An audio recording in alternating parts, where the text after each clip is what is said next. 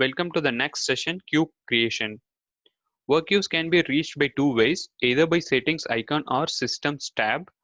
Followed by that, you have to choose workflow and work queues tab. A section with heading workflow work queues will get opened. You have to choose new button at the bottom of the screen. By default, queue will be created in the name of Q1. If it is already exists, it will keep adding index as Q2, Q3 and so on. Choose a queue name as per your business process. Recommended to use process name as queue name so that it will be easy to map.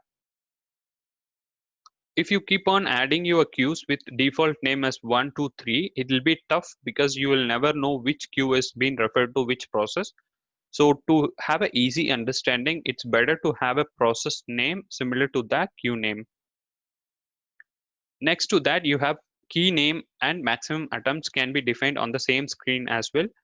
So attempts is nothing but it is used to define number of items that the truncation need to attempt in case of failure.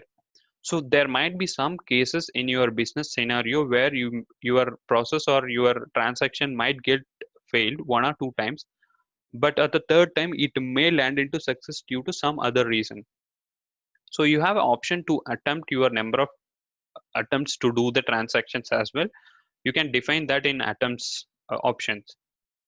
So after setting all these details, you can click apply so the new work queue will get created. So coming up next, I'm going to show you work queue creation as I explained in the theoretical part in live with Blue Prism. So see you on the next session. So as I explained earlier, we are going to create a queue for the scenario which is temperature extraction from Google. And as we explained, we are going to have the process name and queue name as same so that it will be easy to identify for you, easy to map as well.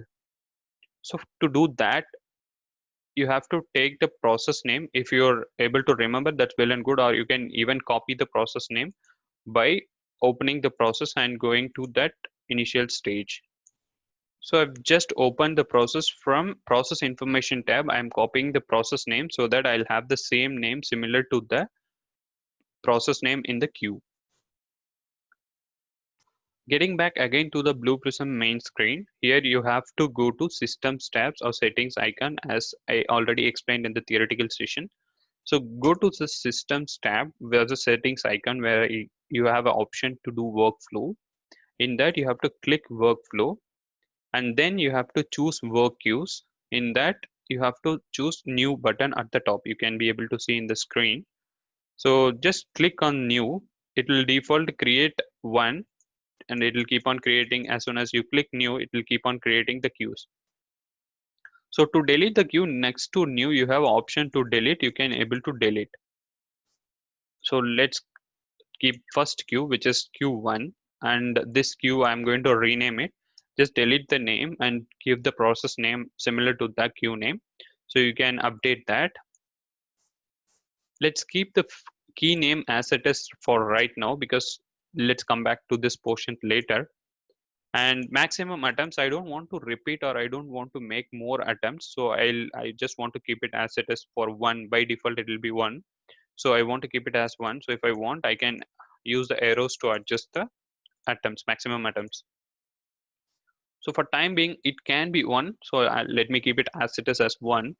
And then you have an option at your bottom screen as apply. So just click on apply. Your queue name will be created and you can be able to see your queues here, which is having the proper queue name. So that's how you have to create a queue. So coming up next, we are going to see how to call or how to refer the queue into your Blue Prism process. So see you in the next session.